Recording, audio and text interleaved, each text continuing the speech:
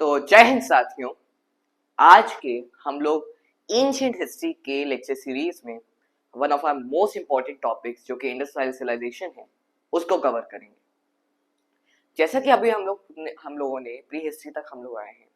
Pre history तक हम लोगों ने देखा कि जैसे जैसे समय चलता है उस हिसाब से सोसाइटी में टेक्नोलॉजिकली और भी कहा जाए तो सोसाइटल चेंजेस भी आते हैं, फेथ वगैरह में, पॉटरी में, ट्रेड में, इकोनॉमी में, अलग अलग फील्ड्स में अलग अलग टाइप से वेरिएशंस आते हैं, चेंजेस आते हैं।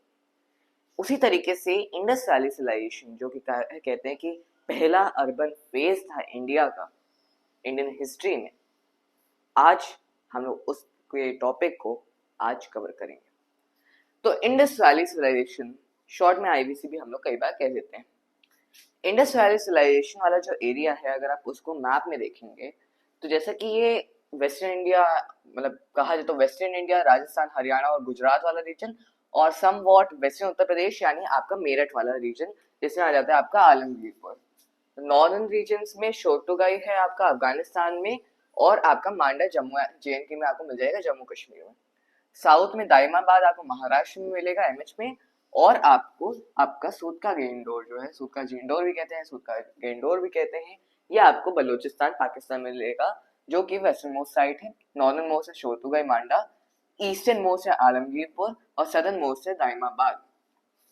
मैप में इतना चीज आपको क्लियर हो जानी चाहिए। इतना चीज क्लियर होने के बाद हम लोग को एक रफ सा आइडिया बनाना है कि क्या क्या रहा होगा। अपनी आंखें बंद करिए और इंडियन मैप को इमेजिन करिए।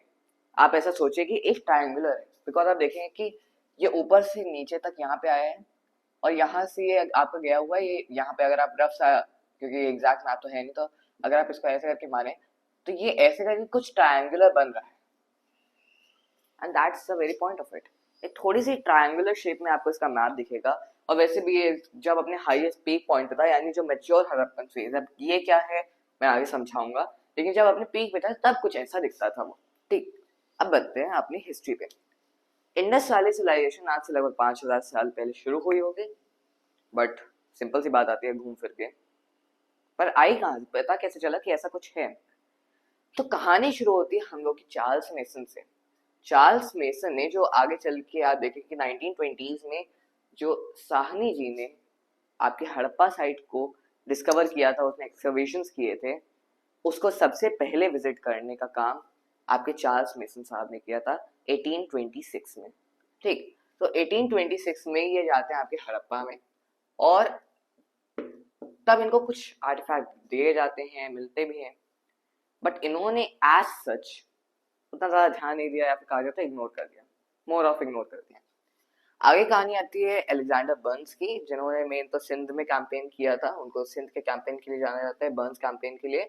तो सन 1831 में इन्होंने आमरी विजिट किया था, जहाँ पे कहते हैं कि सील्स और ईंट वगैरह जो उस समय के थे, उसको कई सारे सैनिक और कहा जाए तो लोकल जो थे वो उनके ध्यान में लाए, लेकिन ध्यान नहीं दिया उन्होंने भी उसको इग्नोर कर दिया। कहानी आगे बढ़ती है अलेक्जेंडर कनिंघम की। जब 1850s में, जब कहा जाए तो रेल की पट्टी डल रही थी, रेल बनाया जा रहा था, रेल का निर्माण चल रहा था, उस समय पे अलेक्जेंडर कनिंघम ने कई सारी सील्स वगैरह मिली, ईंट मिले मेन तो, क्योंकि आप देखेंगे कि जब अब जगह नहीं है, वरना मैं बता देता। देखिए, जैसे अगर कोई बहुत ऐसे करके रीजन है, ये जमीन है और उसके ऊपर बहुत सारे ऐसे करके ऊपर नीचे हो रखा है, और एक सपाट जगह नहीं है, तो उसको सपाट बनाने के लिए आप उसको थोड़ी सी खुदाई करेंगे और उसको बराबर करने की कोशिश करेंगे, ताकि उस पर रेलवे ट्रैक डल पाए। रेलवे ट्रैक ऐसा तो है नहीं कि ऊपर नीचे वाली जगह में, अब रेल जाएगी तो ऐसे ऊपर नीचे होते हुए थोड़ी जाएगी, बराबर भी जाएगी ना, वरना वो डीरेल हो जाए, क्या फायदा। तो फिर उसी तरीके से आप देखेंगे कि उसको खोद के उसको बराबर करने का काम जो होता है वो सब रेलवे वालों का काम होता है। अब रेलवे वालों ने जब खुदाई की तो उनको कई सारे बहुत मास नंबर में ब्रेक्स मिले। अब उन्होंने कहा, अलेक्जेंडर कनिंघम ने भी के भी सामने आया, लेकिन उन्होंने भी मोर ऑफ इग्नोर ही कर दिया। और यही आप देखें कि ये एएसआई के पहले डीजी भी थे, डायरेक्टर जनरल एएसआई के, आर्कियोलॉजिकल सर्वे ऑफ इंडिया के। ओके, तो इंपॉर्टेंस इनकी नहीं भूलनी है प्लीज। अब बढ़ते हैं हम लोग आगे। फाइनली 1920s में जाके जॉन मार्शल, जो उस समय के आपके डीजी थे एएसआई के, आर्कियोलॉजिकल सर्वे ऑफ इंडिया के, उन्होंने ध्यान दिया इन सारी साइट्स पे। और कहा जाए तो इंडस्ट्रियल सिविलाइजेशन के जो डिस्कवरी है या फिर उसकी साइट्स को जो अनकवर करना, एक्सकवेशंस करना, उसका जो मेन रोल जाता है, जो मेन कहा जाए तो कंट्रीब्यूशन जाता है, वो जॉन मार्शल का ही जाता है। इन्होंने कैसे कंट्रीब्यूट किया? साइट्स तो दयाराम साहनी और आर डी बैनर्जी ने डिस्कवर की थी। इन्होंने कैसे किया? मेन इनकी लीडरशिप थी। कहा जाए तो फिर इनकी लीड में बाकी दयाराम साहनी जी ने और आपके आर डी बैनर्जी साहब ने काम किया, लेकिन ये इनके सबऑर्डिनेट थे जॉन मार्शल के। जॉन मार्शल चीफ थे एक तरीके से, साहब। ठीक है, तो कुछ इस तरीके से आपकी साइट्स डिस्कवर होना शुरू होती हैं। आप याद रखिएगा, दयाराम साहनी ने कौन सी साइट डिस्कवर की थी? हड़प्पा। हड़प्पा इन्होंने की थी। उसके बाद आर डी बैनर्जी के अंडर मोहनजोदड़ो में हुई थी। ओके, कुछ इस तरीके से आपकी कहानी अभी तक चलती है।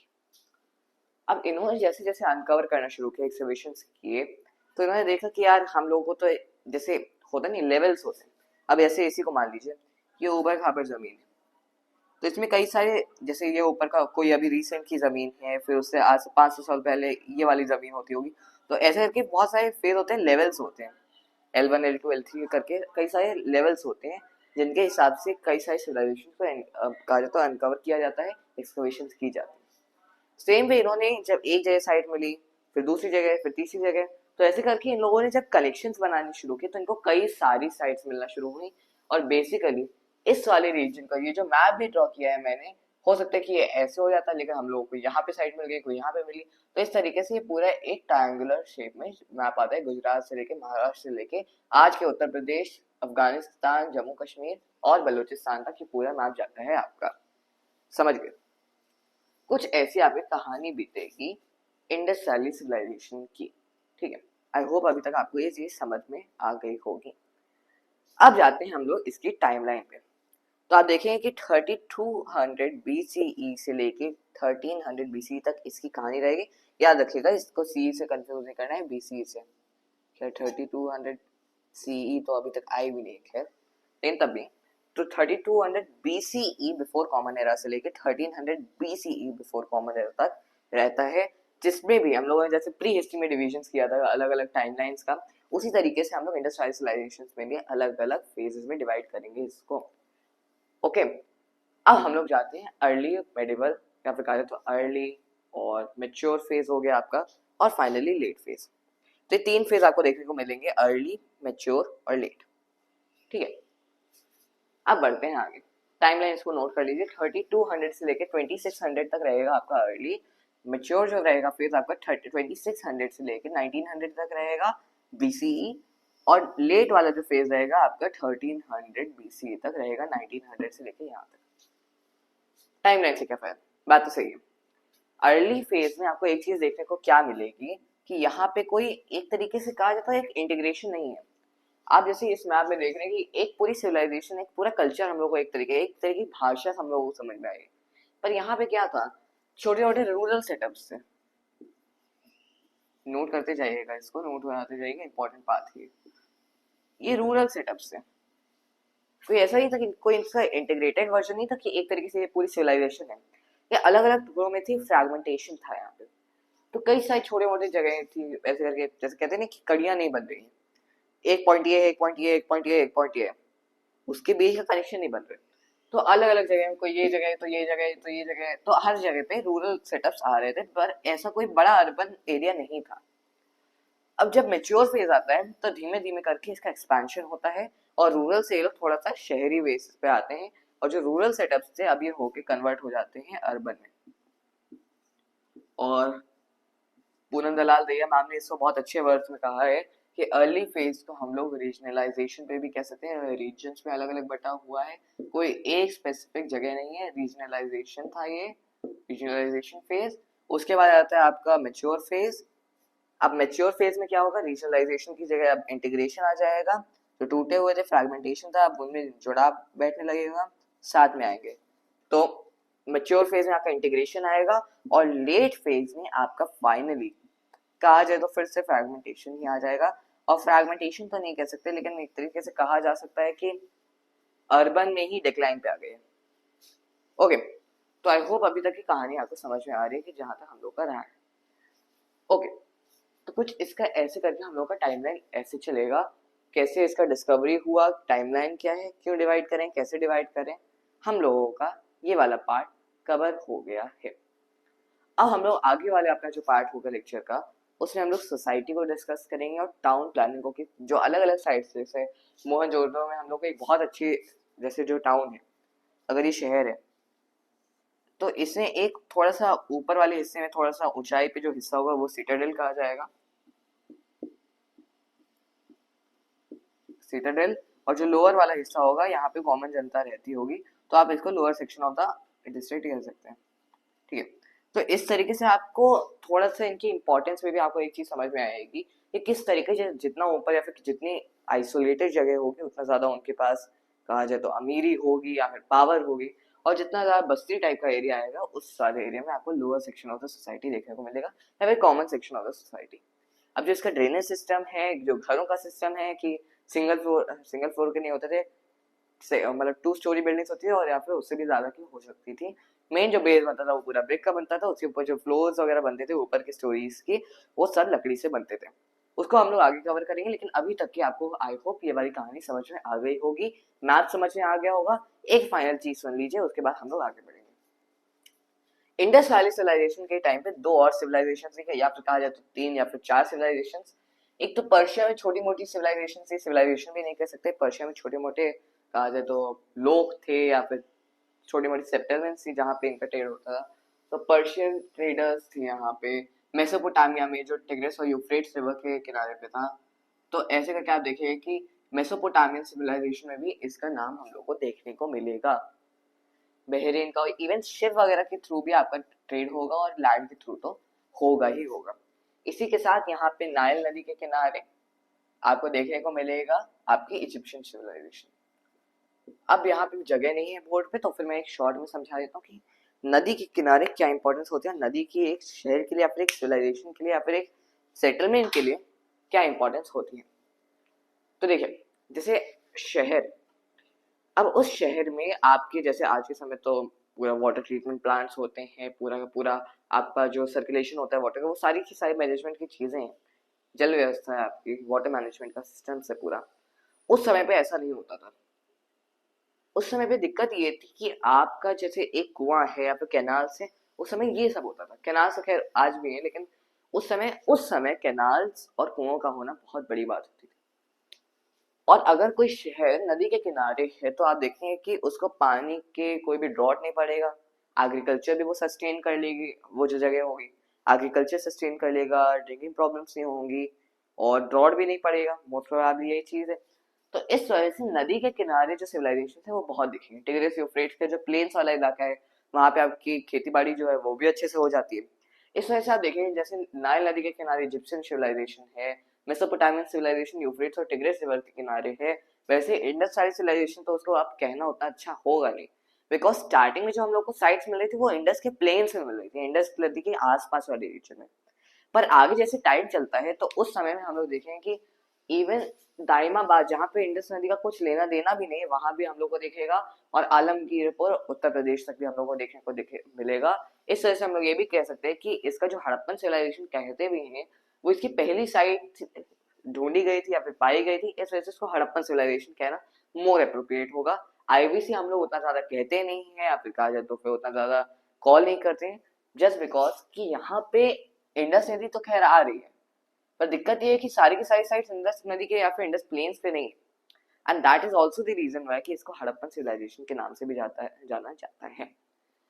आई होप फाइनली इंट्रोडक्शन हो गया, कैसे टाइम का डिवाइड होता है और किस तरीके से टाइमलाइन चलती है, किसने किसने कैसे कैसे डिस्कवर किया। आई होप आपको सब कुछ समझ में आ गया होगा। हम लोग next part of the lecture में देखेंगे कि किस तरीके से इसकी टाउन प्लानिंग होती है और सोसाइटी का क्रिएशन होता है। तो साथियों, अब हम लोग चलते हैं अपनी सोसाइटी के ऊपर। जैसा कि हम लोगों ने अभी मैप में पढ़ा है इसका कैसे कैसे आपका नाम आता है इंडस वैली सिविलाइजेशन का, हम लोगों ने वो सारी चीजें देखी। बट अब हम लोग जो मेन इंपॉर्टेंट चीज है जहां से क्वेश्चन आएंगे ही आएंगे उस पर चलेंगे। सबसे पहले हम लोग टाउन प्लानिंग को देखते हैं कि किस तरीके से इनके शहरों का निर्माण होता है, कैसे इनके शहर रहते हैं। पहली बात, इनके जो शहर रहेंगे वो सिटाडेल्स और लोअर पार्ट्स में डिवाइडेड रहेंगे। सिटाडेल बेसिकली कुछ नहीं होता, बट जैसे आपका शहर है, शहर का जो ऊपर वाला हिस्सा या फिर जो बड़े बड़े जगह है, बड़े बड़े कहा जाए तो फिर कार्यालय है या फिर बड़े बड़े बंगले टाइप के हैं, या फिर एक थोड़ी सी ऊंची जगह पे जो जगह है, एक ऊंची जगह जहाँ पे कहा जाता है एडमिनिस्ट्रेशन वहां से होती होगी, और जो लोअर पार्ट है वहां पे बस्तियां टाइप की बराबर में सारे लोग रहते हैं, छोटे छोटे घर है, वो होता है आपका सिटाडेल और लोअर पार्ट। आपको ये सबसे ब्यूटीफुली सबसे अच्छे से आपको मोहनजोदड़ो में देखने को मिलेगा। तो सिटाडेल और लोअर पार्ट्स, ये चीज हम लोग के क्लियर हो गई। आगे अब देखते हैं कि इनके शहरों की प्लानिंग किस तरीके से होती है। आप देखिए कि इनके जो शहर होंगे वो ग्रिड पैटर्न पे इनके रोड्स रहेंगे, इनके जो गलियां रहेंगी वो ऐसे करके, देखिए ग्रिड क्या होता है, ऐसे करके ऐसे करके ऐसे करके ऐसे करके, ये होता है ना ग्रिड्स। तो अब देखिए जैसे यहाँ पे कई सारे घर हैं, ऐसे ऐसे करके यहाँ पे कई सारे घर हैं, और यहाँ पे एक गली आई हुई है, यहाँ पे एक रोड आई हुई है, यहाँ पे चौराहा बन रहा है। तो इस तरीके से ग्रिड पैटर्न पे कई सारी सड़कें, देखिए जैसे यहाँ पे मैंने लिखा भी होगा, खैर यहाँ पे नहीं लिखा तो फिर हम लोग खुद ही लिख लेते हैं। जो ग्रिड पैटर्न होगा उस पे यहाँ पे रोड्स आपको देखने को मिलेंगी, और जो रोड्स होंगी जैसे अब ये है, तो जैसे यहाँ पे एक रोड आई हुई है और वो एक बड़ी रोड पे मिल रही है या फिर एक चौराहा टाइप का है, तो जैसे वो मुड़ रहे हैं तो एक 90 डिग्री बनेगा। ऐसे यहाँ से एक रोड आ रही है और यहाँ से ये आ रही है, तो यहाँ पे जब ये मिलेंगे तो फिर इसका जो एंगल बनेगा 90 डिग्री का ही बनेगा, एग्जैक्टली राइट एंगल, समझे। तो यहाँ पे बहुत प्रिसाइसली काम होता था, हम लोग को ये चीज समझ में आ जाती है। फिर यहाँ पे रोड के साथ ही साथ आप ड्रेन्स भी देखेंगे, हर एक घर में ड्रेन्स जुड़े रहते थे, नालियां होती थी, नालियों का अपना खुद का कनेक्शन तो होता था, उसको कवर किया जाता था, और वो जितने भी ड्रेन्स होते थे वो सब एक मेन ड्रेन से मिलके एक शहर के बाहर वाले इलाके में जाता था, और वहां पे जाके जितना भी वेस्ट वाटर होता था, जितना भी वेस्ट होता था उसको फेंक देता था। हम लोगों का ड्रेन्स भी हो गया। अब जाते हैं वेल्स पे। अब जैसे हम लोग, मैं आपको एग्रीकल्चर में थोड़ा सा इसमें बता देता हूँ। एग्रीकल्चर में आप देखेंगे कि यहाँ पे क्योंकि बगल में नदियां होती थी, ऐसा तो है नहीं कि भैया नदी के जैसे घाट होते हैं तो नदी के किनारे ही वो बनाए, जैसे नहाने का पानी गए, बाल्टी उठाई, पानी लिया, आ गए, जो काम करना था किया, पानी का, नहाने का, धोने का, बर्तन धोने का, अलग अलग काम जो भी साफ सफाई के लिए होता है सब कुछ आपने किया, पानी का, पीने का पानी, तो अलग अलग जरूरतों के हिसाब से आपने किया। तो ऐसा तो था नहीं कि एकदम वहीं पे था, क्योंकि पूरा पूरा शहर था। अब जैसे कानपुर शहर है, कानपुर शहर के बगल में गंगा नदी बहती है, इसका मतलब ये थोड़े कि हम लोग जाके रोज वहां से बाल्टी उठा के लाते हैं, हम लोगों को कैनाल्स की जरूरत पड़ती है, वहां से पानी जो होता है, आज के समय तो वाटर मैनेजमेंट का हो गया, थोड़ा सा पानी को साफ भी किया जाता है, लेकिन उस समय पे वाटर मैनेजमेंट होता नहीं था, पानी को साफ करने की फैसिलिटीज होती नहीं थी, इस वजह से वहां पे कैनाल्स होती थी। जैसे जैसे बहुत लंबे समय तक कानपुर में ब्रिटिशर्स के द्वारा एक गंगा कैनाल भी चलाई जाती थी, उसी के आसपास कैनाल रोड भी बनी हुई थी, जो आज के समय चल रही है, कैनाल तो खैर बंद हो गई। तो फिर कैनाल से होता था आपका इरिगेशन, और बाकी आपके कुएं भी रहते थे। ये भी हम लोगों को कई बार देखने को मिला है कि कई सारे घरों में ही कुएं होते थे, जैसे जो एक घर है उसका कोर्टयार्ड है, जैसे ये है आपका घर है, ये आपका घर है, अब यहाँ पे इन लोगों ने अपना अपना बना दिया है आसपास रहने का, बीच में आंगन होता है, आंगन में एक छोटा सा कुआं भी बना दिया इन लोगों ने, बाहर से पानी ले जाने की, कैनाल्स में पानी लाने की कोई जरूरत नहीं, यहाँ पे तो कुआं ही है, इसमें कोई जरूरत ही नहीं है। तो आप देखें कि इस तरीके से आपका कुछ कहानी यहाँ पे देखने को मिलेगा, ठीक है। तो कैनाल्स हो गए, वेल इरिगेशन हो गया, साथ में आप एग्रीकल्चर के साथ भी कर लीजिए। ये लोग डबल क्रॉपिंग करते थे, यानी 2 फसल एक साथ लगाते थे।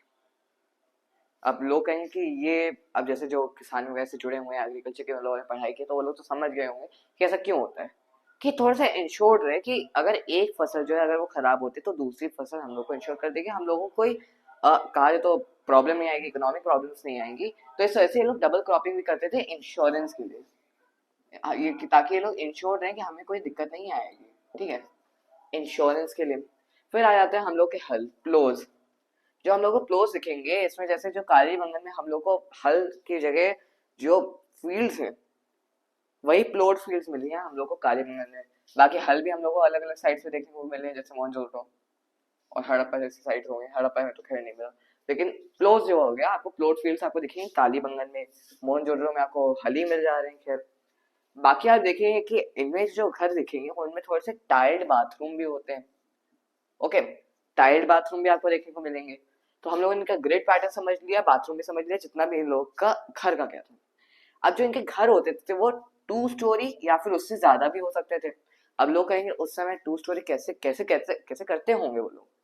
जैसे आपने घर बनाया, उसमें लकड़ी का आपने बेस लगा दिया, तो अब जैसे नीचे वाला तो पूरा स्टोन वगैरह से ही आपको बना हुआ है, स्टोन के ऊपर जो आपका ऊपर के फ्लोर जो बनेंगे उनकी जो फर्श होगी पूरी पूरी लकड़ी के ऊपर होगी, लकड़ी भी स्ट्रॉन्ग रहती होगी उस समय तो खैर, तो टू स्टोरी या फिर 2 मंजिला और उससे ज्यादा की भी आपको इमारतें यहाँ पे देखने को मिलेंगी। यहाँ पे जो ईंट यूज होती थी वो भट्टी से आई हुई ईंट भी यूज होती थी, और भट्टी से जो नई भी आई थी, अनबेड और बेड दोनों के दोनों आपको ब्रिक्स देखने को, ईंटें देखने को मिलेंगे जो यहाँ पे यूज हो रहे होंगे। उसके बाद की कहानी हम लोग देखेंगे कि मैंने आपको बता ही दिया, टाइल्ड बाथरूम से आपको देखने को मिलेंगे। प्रिवेसी की बात करें तो जैसे आपका जो कोई भी खिड़की जो होती थी वो गली की तरफ नहीं खुलती थी, और अगर कोई पीछे साइड अगर खुलती भी थी तो उसमें क्या होता था कि उसके सामने ये लोग क्या करते थे कि एक दीवार टाइप के बना देते थे। तो अगर ये खिड़की है और सामने आपकी दीवार है तो अंदर क्या चल रहा है आपको गली से देखने को कुछ मिलेगा ही नहीं। इस वजह से यहाँ पे हम लोग को एक बहुत बड़ा पैटर्न देखने को मिलेगा प्रिवेसी का भी। आदमी ये लोग प्रिवेसी को भी आप सीरियस लेते थे। अब तो खैर article 21 of the Indian constitution में राइट टू प्रिवेसी भी है। केस पुट्टास्वामी केस के बाद, आधार केस याद हो अगर आपको।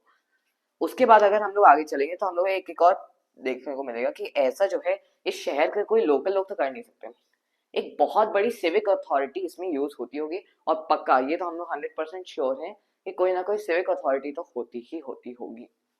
तो सिविक अथॉरिटी की हम लोगों को यहाँ पे प्रूफ दिखेंगे। आगे चलते हैं, एग्रीकल्चर हो गया, टाउन प्लानिंग हो गया, दोनों हम लोग को साथ में हो गए। अगर हम लोग आगे चले तो इनमें जो हम लोग का डोमेस्टिकेशन देखने का मिलेगा कि हम लोग को पैस्टोरलिज्म का मिलेगा, यानी ये लोग दूध का भी व्यापार करते थे, दूध का भी यूज करते थे। वीगन नहीं थे, जो आज के समय में कहते हैं कि एनिमल से रिलेटेड कोई भी चीज का कंजम्पशन नहीं करेंगे। वीगन नहीं थे ये लोग, ये लोग एनिमल्स का यूज करते थे और खाते भी थे। जैसा आप देखें कि इन लोगों को एलिफेंट्स का नॉलेज भी था, पिग्स को भी जानते थे, फिश खाते भी थे। कैटल, स्पेशली जेबू आपको देखने को मिलेगी, जेबू टाइप के आपको कैटल भी देखने को मिलेगी, इसका भी ये लोग डोमेस्टिकेशन करते थे। खैर, हालांकि हॉर्स जो है आपको, घोड़ा जो है वो नहीं देखने को मिलेगा।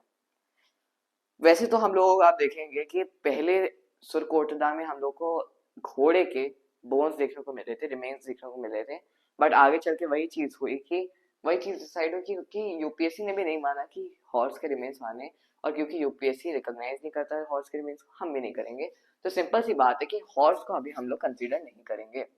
आई थिंक 2019 के आसपास एक क्वेश्चन भी आया था इसी से रिलेटेड, तो उसको आप देखेंगे 29 के प्रीलिम्स वाले एरिया में।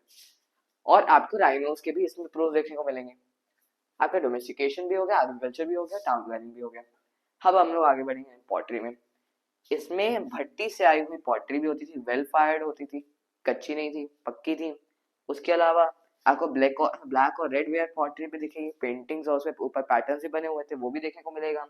साथ ही में आपको जो पॉटरी थी, जो पॉटरी होती थी उसमें आपको केवल स्टोरेज का नहीं होता था कि जितना भी खाना वगैरह वो स्टोर किया जाए, बल्कि उसमें अलग अलग थोड़ा सा कहा जाए तो फिर जैसा आज के समय होता है, आज के समय तो मिट्टी के बर्तनों का वैसे यूज नहीं होता जैसा पहले होता था। आज के समय तो केवल डेकोरेशन के लिए यूज होता था। लेकिन इंडस्ट्रियलाइजेशन से भी आपको स्टोरेज के साथ ही साथ डोमेस्टिकेशन कह रहा हूँ, डेकोरेशन देखने को दिखेगा। डेकोर के लिए भी आपको यूज होते हुए देखने को मिलेगा। आगे चलते हैं हम लोग मेटल्स में। मेटल्स में हम लोग देखेंगे कि यहाँ पे आयरन की इनको नॉलेज नहीं थी, आयरन यहाँ पे मिसिंग था। आगे देखेंगे कि एलॉयज हो गए, जैसे ब्रॉन्ज वगैरह हो गया, तो फिर हालांकि ये ब्रॉन्ज जैसे जो चाल्कोलिथिक एज था जिसमें कॉपर का मेन यूज हो रहा था, चाल्कोलिथिक एज से थोड़ा सा पहले आएंगे, बट चाल्कोलिथिक एज से भी ज्यादा एडवांस थे। And that's the special thing about it, क्योंकि इनका ये लोग कॉपर का भी यूज कर रहे थे और ब्रॉन्ज और बाकी एलॉयज का भी यूज कर रहे थे, पर तब तक चाल्कोलिथिक एज थी ही नहीं। तो कई बार इसको चाल्कोलिथिक एज से पहले वाले ब्रॉन्ज एज का भी हिस्सा मान लेते हैं। थोड़ा सा it's quite weird but it is what it is, if you know you know. तो that's the main point of it. तो फिर एलॉयज और कॉपर भी आपको यहाँ पे देखने को मिलेगा। और याद रखिएगा, आयरन से कंफ्यूज मत कर लीजिएगा, कई लोग कहते हैं कि लोहा भी था वहां पे, आयरन भी था। नहीं, आयरन नहीं था। वेपन्स आपको एरो हेड्स और स्पीयर हेड्स बेसिकली शिकार के लिए यूज होते हुए देखने को मिलेंगे। ये आपके मोस्टली टॉपिक्स हो गए हैं। पॉटरी वाला भी हो गया आपका, वेपन्स भी हो गया, मेटल हो गया, एग्री हो गया, डोमेस्टिकेशन हो गया, टाउन प्लानिंग हो गया। फाइनल के कुछ टॉपिक्स हैं, इसके बाद हम लोग ट्रेड को पढ़ेंगे, और उसके बाद हम लोग फाइनली जाके डिक्लाइन करने के बाद, कवर करने के बाद हम लोग लेक्चर को खत्म करेंगे और नेक्स्ट लेक्चर से आर्यन इन्वेजन की शुरुआत करेंगे। पर अभी पढ़ लीजिए कृपया। हम लोग देखें कि ये लोगों के जो ऑर्नामेंट्स और जो टेक्सटाइल होता था उसमें आपको सिल्क भी देखने को मिलेगा, कॉटन भी देखने को मिलेगा, और ऊन जो वूल होता है वो भी देखने को मिलेगा। आगे आपको इसमें ऑर्नामेंट्स भी देखने को मिलेंगे। ये लोग अलग अलग बीड्स वगैरह भी पहनते, तो हम लोगों को राखीगढ़ी और कालीबंगन साइड से भी हम लोगों को बीड्स वगैरह के प्रूफ दिखे, और चढ़ होदों से भी आपको देखने को मिलेगा। बाकी आप देखें कि जो इनका थोड़ा सा सोसाइटी वाले बात करें हम लोग, तो इनका जो बरियल होता था, जो दफनाते थे लोगों की मृत्यु के बाद, उसमें आफ्टर लाइफ के प्रूफ तो नहीं है, लेकिन सजेशंस हैं, कई सारे हिस्टोरियंस कहते हैं कि आफ्टर लाइफ में ये लोग विश्वास रखते थे। फॉर एग्जाम्पल एक्सप्लेन करता हूँ। ऐसा सोचे कल को मेरी डेथ हो गई, तो Yashvardhan Singh is dead now, he is not alive, he is no more.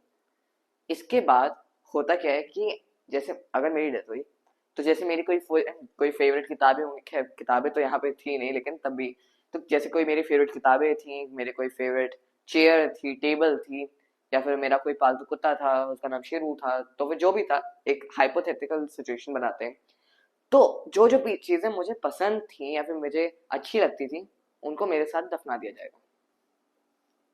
It's quite weird but that is it what it is. पहले के जमाने में यही होता था।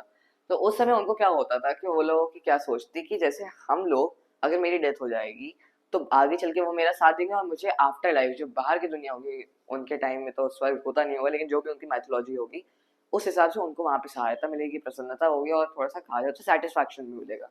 तो इसमें हम लोग को समवॉट आफ्टर लाइफ के भी एविडेंसेस देखने को मिलेंगे। सजेशंस हम लोगों ने तो खुद से सजेशंस निकाले आफ्टर लाइफ के, लेकिन वहां से हम लोग को प्रूफ नहीं मिले, बट सजेशन से। तो बरियल के बाद after life it's quite affirmative, जो सोचते थे। सेक्युलर सोसाइटी थी बिकॉज हम लोग को टेम्पल साइड की कोई चीजें नहीं मिली, हालांकि शिवलिंग वगैरह हम लोग को देखने को मिले। हम लोग को टेराकोटा की पेंटिंग्स मिली हैं, मदर गॉडेस कहा जाए तो। फिर अगर आपने नेशनल म्यूजियम विजिट किया होगा तो आपको वहाँ पे कई सारी चीजें देखने को मिलेंगी दिल्ली में। तो यहाँ पे आपको कई सारे टेराकोटा इमेजेस देखने को मिलेंगी, मदर गॉडेस और बाकी शिवलिंग वगैरह भी आपको देखने को मिलेगा, और अलग अलग फोटोज और कहा जाए तो फिर मूर्तियां देखने को मिलेंगी मदर गॉडेस की।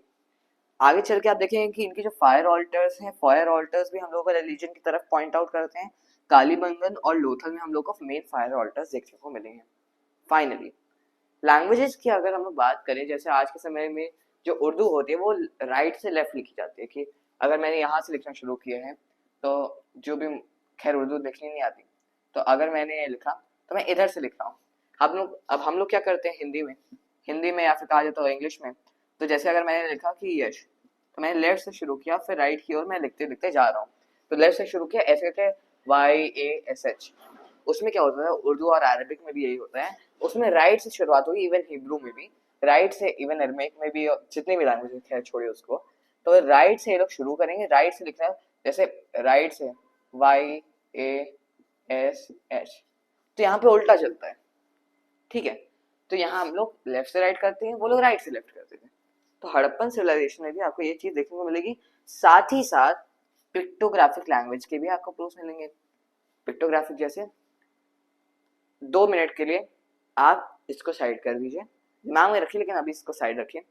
ऐसा सोचिए कि आपको हैप्पी बर्थडे का मैसेज आया व्हाट्सएप पे। कैसे करेंगे, हाथ जोड़ेंगे और थैंक यू कहेंगे, मुस्कुराने का आप इमोजी भेजेंगे। तो ये सब क्या हुआ, इमोजीज हुए, पिक्टोग्राफिक फोटोज का यूज किया है आपने। आपने लिखा नहीं कि आई एम वेरी हैप्पी, और उसके बाद आपने डाला है कि फूल भी आप लिख रहे हो और सारी चीजें कह रहे हो, थैंक यू सो मच, हाथ जोड़ रहे हो, I am praying to you, I join my hands for giving you a thank you और वट एवर इट इज। तो फिर I present my warm regards to you. Thank you so much that you have wished me on this very special day. तो वो सब तो आप लिखोगे नहीं ना, आप सीधा हाथ हाथ का इमोजी डालोगे, नमस्ते का या फिर थैंक यू का, और एक स्माइली का इमोजी डाल दोगे। तो उसमें भी आपको यही देखने को मिलेगा, उसमें मछलियां बनी हुई हैं। इट्स क्वाइट वियर्ड बट मछलियां बनी हुई हैं उसमें। तो आपको उस समय में भी पिक्टोग्राफिक इमेजेस देखने को मिलेंगी। यानी जैसे आप लिख रहे हो, मैंने लिखा कि फिश, फिर मैंने यहाँ पे आके मछली बना दी, मछली बना दी। तो वहां पे इस तरीके से पिक्टोग्राफिक होते थे। तो लैंग्वेज में भी आपको कई सारी स्पेशल चीजें मिलेंगी, आज से थोड़ी सी सिमिलर। अब अगर हम लोग इम्पोर्ट की बात करें, तो ये लोग ईरान से, अफगानिस्तान से और कोलार से, साउथ इंडिया से भी, वेस्टर्न इंडिया कहा जाए तो नॉर्थ वेस्टर्न रीजन और वेस्टर्न रीजन से, और कोलार वाले रीजन से गोल्ड इंपोर्ट करते थे। टिन ये लोग ईरान अफगानिस्तान से, लेड ये लोग साउथ इंडिया से, और टर्कोइज जो होता था वो आपका खुरासन या फिर सेंट्रल एशिया से। आपका जो जेड होता है वो पामीर से ये लोग इम्पोर्ट करते थे। पामीरियान, आपने अगर अफगानिस्तान का नेशनल एंथम सुना हो तो पामीरियान, नूरिस्तानियान ऐसे करके है उसमें। तो फिर आप ये वेस्टर्न रीजन्स में कॉपर आपको देखने को मिलेगा राजस्थान और बलूचिस्तान, या फिर कहा जाए तो वेस्टर्न रीजन्स में। लैपिस लजूली आपको देखने को मिलेगा बेसिकली अफगानिस्तान में। आई होप यहाँ तक की कहानी आपको समझ में आ गई होगी। अब हम लोग आते हैं, आगे बढ़ेंगे हम लोग ट्रेड वाले सेक्शन में। तो साथियों अब हम लोग चलेंगे अपने फाइनल पार्ट पे, और इसके बाद हम लोग का लेक्चर खत्म ही है बस। अब हम लोग देखते हैं कि किस तरीके से आईवीसी का इंडस सिविलाइजेशन का ट्रेड एंड कॉमर्स चलता है। मेसोपोटामियन सिविलाइजेशन में हम लोग को बहुत लंबे समय तक लगता डाउट था कि मेलुहा क्या है, ईस्ट में मेलुहा क्या है, जैसे लोगों के कनेक्शन से, ट्रेड कनेक्शन। आगे चल के इन लोगों को जाके समझ में आया कि मेलुहा बेसिकली आईवीसी ही है। तो एक तरीके से आप समझ सकते हैं कि इनके मेसोपोटामियन सिविलाइजेशन के साथ भी अच्छे कनेक्शन थे, क्योंकि हम लोग को सील्स और जार्स भी मिल रहे हैं मिडिल ईस्ट वाले रीजन से, और एक तो हड़प्पन जार जो है वो हम लोग को ओमान से ही मिल रहा है जो मेसोपोटामियन सिविलाइजेशन से बहुत दूर है। तो हम लोग एक तरीके से कह सकते हैं कि इनके सी रूट्स भी बहुत अच्छे खासे थे, लैंड रूट से भी ये लोग ट्रेड करते होंगे। ओके, तो एक कुछ ऐसी चीज बैठती है। बाकी लोग मेसोपोटामियन सिविलाइजेशन से कॉपर को हो गया, गोल्ड हो गया, आपका लापिस lazuli हो गया, वुड हो गया, डिफरेंट टाइप्स के, ये सब इंडस वैली सिविलाइजेशन एक्सपोर्ट कराती थी। ये लोग मंगवाते थे मेसोपोटामियन सिविलाइजेशन से आईवीसी में। आगे चल के आप देखेंगे कि जो इनके वेट्स वगैरह होते थे कि किस तरीके से मेजरमेंट होना है, वो बेसिकली क्यूबिकल होते थे, जो आज के समय में भी होते हैं समवॉट। बाकी यूनिफॉर्म होते थे पूरी पूरी इंडस्ट्रियल सिविलाइजेशन, चाहे वो साउथ हो, चाहे वो नॉर्थ हो, चाहे वो वेस्ट हो, चाहे वो ईस्ट हो, हम लोग को यूनिफॉर्म मेजरमेंट सिस्टम देखने को मिलता है। जैसे हम लोग ये भी अंदाजा लगा सकते हैं कि कोई ना कोई सेंट्रल अथॉरिटी पॉलिटी में रही होगी जो गवर्न करती होगी, चाहे वो रिपब्लिकन रही हो, चाहे वो एक तरीके से कहा जाए तो फिर डायनास्टिक हो, या फिर राजा रानी का रूल हो, या फिर कहा जाए तो मोनार्की क्यों ना हो, लेकिन तभी एक सेंट्रल अथॉरिटी तो थी जिससे यूनिफॉर्म मेजरमेंट सिस्टम था। बाकी बाइनरी डिजिट्स में बाइनरी मेजरमेंट्स आपको देखने को मिलेंगे, 1 2 4 8 16 एटसेट्रा, ऐसे करके कई सारे, 64 भी इसमें आपको देखने को मिलेगा। और जो सील्स है, one of the most important part, वो आपको पशुपति देखने को मिलेगा। पशुपति सील एक आपको बहुत फेमस सील है, और ये मेन स्टेटाइट के होते हैं। सील्स पे चर्चा करते हैं। सील्स बेसिकली वो होते थे कि जो आप एक तरीके से समझ लीजिए जो लेके चलना होता था। तो सील्स की बहुत इंपॉर्टेंस इस वजह से हो जाती है क्योंकि ट्रेड वगैरह में तो ठीक है सील का इंपॉर्टेंस था, बट क्यों था, अब हम लोगों को क्या जरूरत है, वो तो ट्रेड में रहा होगा। हम लोगों के इसके ऊपर कई सारे, हम जैसे मैंने पहले पिक्टोग्राफिक वो लैंग्वेज वाले में भी बताया, हम लोग को इसमें लैंग्वेज देखने को मिलती है। हम लोगों को इसमें पशुपति की, जैसे शिव जी का ये एक रूप होता है Pashupati, I am not getting into any religion and all that stuff, but एक शॉर्ट के लिए बता दे रहा हूँ पशुपति कहते क्यों है, क्योंकि उसमें जानवरों का भी दिखाया गया है, कई सारी ऐसी भी सील्स हैं इसमें दो जानवरों को ऐसे पकड़ के दिखाया गया है। तो उस वजह से हम लोग कह सकते हैं कि पशुपति जो थे वो एनिमल्स के चीफ थे, क्योंकि उनके आसपास कई सारे एनिमल्स बने हुए थे, उन्होंने हॉर्न्स भी पहने हुए थे। तो सील से हम लोग को पशुपति सील एक बहुत इंपॉर्टेंट सील देखने को मिलेगी। आई होप आपने कभी ना कभी जीवन में, बचपन में या फिर यंग एज में कभी ना कभी इंडस वैली सिविलाइजेशन के बारे में अगर पढ़ा है तो इसके बारे में जरूर पढ़ा होगा। गूगल पे आप डालेंगे पशुपति सील तो आपको जैसे ही फोटो आएगी आपको समझ में आ जाएगा कि मैं किसकी बात कर रहा हूँ। आगे अगर हम लोग बढ़ते हैं तो फिर आप देखेंगे कि इनका जो ट्रेड होता है इसमें कोई मेटल की कॉइन्स वगैरह नहीं होते थे, there were no coins. The whole trade for the Indus Valley civilization was completely 100% based on the barter system. Barter क्या होता है, जब तक पैसा नहीं था तब तक बार्टर सिस्टम का यूज होता था। अगर रैंडम चीज है, ये कटोरी है, मुझे कटोरी खरीदनी है, मेरे पास ये मार्कर है, अभी तो खैर रिफिल इसमें उतना भरा नहीं, लेकिन तब भी मेरे पास एक मार्कर है, इसके अंदर रिफिल नहीं लेकिन तब भी मार्कर है, ये है आपकी कटोरी। फॉर एग्जाम्पल मेरे सामने कोई पर्सन है, उसका नाम है नरेंद्र, मुझे नरेंद्र सर से खरीदना है कटोरी। अब मैं उनको क्या कहूंगा, सर आप मुझे कटोरी दे दीजिए, वो कहेंगे आपके पास क्या है, तो मैं कहूंगा मेरे पास मार्कर है। तो ऐसे सामानों का अदल बदल करके, सामानों का एक्सचेंज करके, इसे पैसा तो नहीं आ रहा ना, मैं कोई 20 रुपए तो दे नहीं रहा हूँ कटोरी खरीदने के लिए। सेम वे आप देखेंगे कि बार्टर सिस्टम जो होता था उसमें पैसों का यूज नहीं होता था, इसमें सामानों का लेन देन होता था। कस्टम जो आप बेसिकली देखेंगे जो कमोडिटीज होती थी उन सब का लेन देन होता था, इसी से बार्टर सिस्टम आपका बनता था। आगे आप देखेंगे कि जो इनका आर्ट एंड अम्यूजमेंट होते हैं उसमें टॉयज देखने को मिलेंगे, टॉय चैरियट्स भी देखने को मिलेंगे, रथ वगैरह छोटे छोटे मिट्टी के। तो टेराकोटा के बेसिकली इनके टॉयज देखने को मिलेंगे। बाकी इसमें आपको प्रीस्ट किंग की भी एक मूर्ति देखने को मिलेगी और एक डांसिंग गर्ल की भी देखने को मिलेगी। priest king, basically dancing was not made of for this terracotta stuff, it was different, copper. तो आप देखेंगे कि प्रीस्ट किंग का जो था, प्रीस्ट किंग बेसिकली एक ऐसे करके सिल्क ओढ़ के कपड़ा ओढ़ के ऐसे आए थे, और कि मतलब एक मीम भी बनी थी प्राइम मिनिस्टर नरेंद्र मोदी से फोटो रख के कि 2000 साल 5000 साल जितना भी टाइम पीरियड है इतने साल बाद भी वो सिमिलर है, तो फिर that's not related to this lecture, but वो एक मीम थी। आप देखेंगे प्रीस्ट किंग आप सर्च करेंगे तो आपके पास वो भी मूर्ति आ जाएगी, एंड आई होप आपने जैसे पशुपति सील देखी होगी वैसे ही आपने इसको भी देखा होगा कभी ना कभी जीवन में। प्रीस्ट किंग हो गया, और इसी से हम लोग थोड़ा सा ये भी निकाल सकते हैं कि प्रीस्ट किंग क्यों कह रहे हैं। प्रीस्ट है क्योंकि यहाँ पे छोटे छोटे हम लोग को ऑर्नामेंट्स टाइप के एमुलेट्स टाइप के बंधे हुए दिखेंगे, यहाँ एक यहाँ पे एक यहाँ पे एक यहाँ पे, और एक ऐसे कपड़ा ओढ़ा हुआ है उन्होंने, तो हम लोग एक तरीके से ये प्रीस्ट टाइप के कुछ इनकी यूनिफॉर्म लग रही है, और क्योंकि थोड़ा सा किंग टाइप भी लग रहा है क्योंकि ऐसा मूर्ति बनना बहुत रेयर होता है एक इंडिविजुअल पर्सन का, इस वजह से हम लोग कह सकते हैं कि ये प्रीस्ट किंग टाइप की कोई पोजीशन रही होगी। बाकी डांसिंग गर्ल में हम लोगों को न्यूडिटी भी देखने को मिलेगी कि वहाँ पे वो कपड़े नहीं पहने थे, तो फिर हम लोग को एक और चीज देखने को मिलेगी कि nudity was also prevalent in the Indus valley civilisation. Okay, तो ये भी हम लोग को चीज देखने को मिलेगी। और डांसिंग गर्ल बेसिकली ये है कि हम लोग बहुत छोटी सी है, इतनी बड़ी है, आप नेशनल म्यूजियम दिल्ली जाएंगे तो आपको फोटोज में इतनी बड़ी बड़ी दिखती होगी, लेकिन वो बहुत छोटी सी है, कभी विजिट करिएगा आप उसको भी सर्च करेंगे तो आपको मिल जाएगी उसकी मूर्ति।